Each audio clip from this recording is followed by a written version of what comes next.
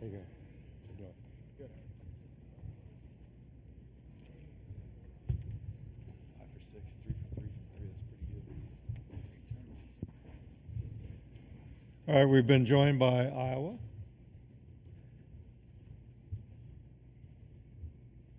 And Coach will ask you to make an opening statement, then we'll go to questions for the student athletes. So, Coach McCaffery. Just really proud of the guys. Played really hard. Probably as good a defense as we played all year long. Couldn't be more proud. Questions for the student athletes, please. Raise your hand. We'll get a microphone to you.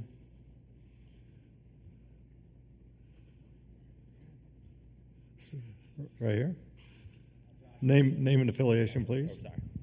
Matt McGowan with the Daily Iowan. Brock Harding, I know you had that turnover at the end of the game, made it up with that 3. Kind of what was going through your mind after that turnover and have that come back like that? I was really hoping Josh was going to hit the step back midi, and then he ended up kicking it to me. I knew I had to make up for the turnover somehow, and it found me and it went in. So That was a question for Brock. Questions, please. Right here. Colin Brothers, Daily Iowan.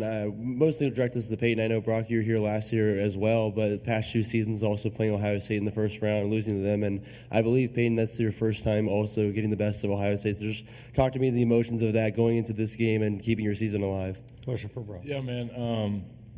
One of my favorite groups of seniors with Philip Abracha and Connor McCaffery and Chris Murray. They kind of, put a big dent in that season when we were having a great year. And, last year we were right on the bubble and they beat us. So, it feels good to, knock their season out, and, we get to keep playing this time. So it feels really good, and that was for those guys. That was Peyton. Sorry. Questions, please. Going to be a very brief. Okay, we'll dismiss the student athletes. Thank you. And continue for Coach McCaffery. Hey, Fran, right over here, Steve Stremming, XL Sports.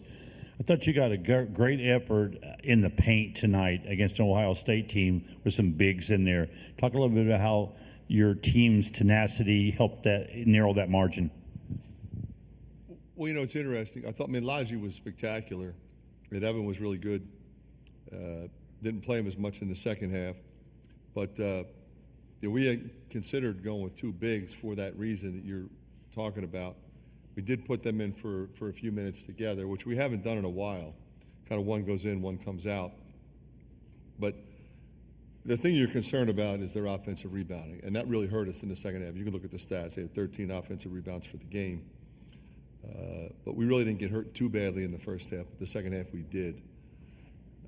But Seydu in particular, I thought, was terrific in the second half, rebounding the ball. Got 5 rebounds.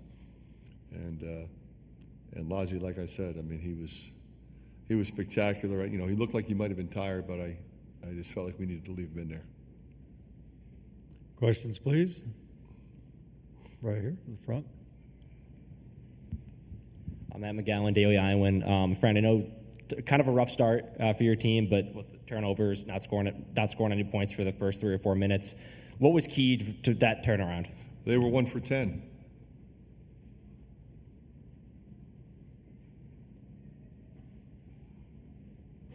Questions, please, right here. Hey, Fran, on another subject, your bench, solid tonight.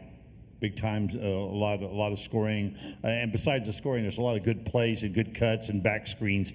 You got a big help from your bench tonight. Talk a little bit about those guys and moving forward to the next game. Well, as you know, I mean, and that's why you're asking the question. You can't survive a tournament, whether it's 3, 4, 5 games, unless you have a bench. It just makes it almost impossible. We had 34 bench points on Sunday when we beat Nebraska on the road. And you're right, the bench was impactful in so many different ways. Yeah, they made some baskets, but they rebounded, they defended, they showed versatility, they executed our offense when we needed them to.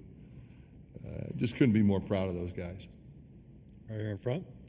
Colin Brothers, Daily Iowan. As Matt was kind of saying there, just like a slower start, but turning things around in the first half. What's the message to the team at halftime as a tie game to keep that momentum and energy in the second half? We pointed out that, like any other halftime, the good things we did, the things we need to be better at, the things that we think we can change that might be effective, the things that we think they might change to go against us. I mean, that's what halftime is. It's a lot of decision-making and suggestions and, affirmation of what did go well.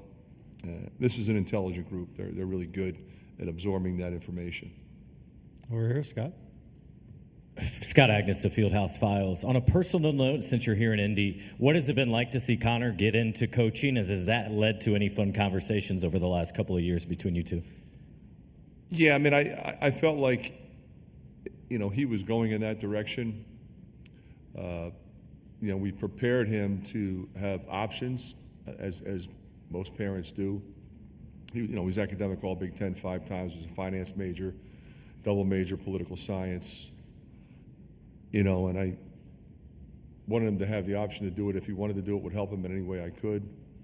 Fortunate enough to get hired by, the Pacers, and what a phenomenal opportunity that was for him to learn from Rick and Jim Boylan and Lloyd Pierce and just be around that staff and learn from Chad Buchanan. Just a really classy organization with great culture. And, that's what we have here. So that's what he's used to. Then to go to Butler to work for Thad. And with that staff, more great culture. Just a great place. I mean, I'm thrilled for him. He's loving it. He's learning a lot. And he's grinding like you have to, or especially early in your career. Questions for Coach? Right here. Matt McGowan with the Daily Iowan. Coach, you talked about Brock Harding's growth this season. What does it say about him to be able to turn a turnover into that pretty much game-winning 3? Well, you think about him. I mean, he came in. He was Mr. Basketball in the state of Illinois. That's pretty impressive. And he was really good for us last year. But he was a freshman, learning, playing behind, a senior. So he comes back in the summer determined to earn a starting position, and he did. Then as the season went on, we ended up sliding Drew into that starting position and taking him out. And that's the definition of character. He just kept going, and so impressive with how he competes and how he impacts the game when you put him in. And a lot of times he finds himself on the floor at the end of the game. And he's tough, he's smart. He has that ability to come back after a turnover, because he had a couple before that, when that shot left his hands, I think we all knew it was good. Couple more for Coach. Colin Gross, Daily Iowan. After today's win, do you still feel comfortable going into the game with Illinois with the same style, or do you think some things will have to be adjusted in tomorrow's contest? Yeah, every game is different. I mean, that's an incredibly talented team. They're really big. So going back to your question, we're going to have to really shore up that tomorrow, whether that means, we have to play more bigs or, just, I think, stay out of foul trouble if we can, because they not only have those guys, but they've got drivers and shooters. And it's really one of the more talented teams, I think, throughout the course of the year. They've been one of the most impressive teams that I've watched. I know they had a little bout with the flu bug, and they took a step back, but they just kept coming, and we'll have them ready. Anything else for Coach? All right, thanks, Fran. Thank you.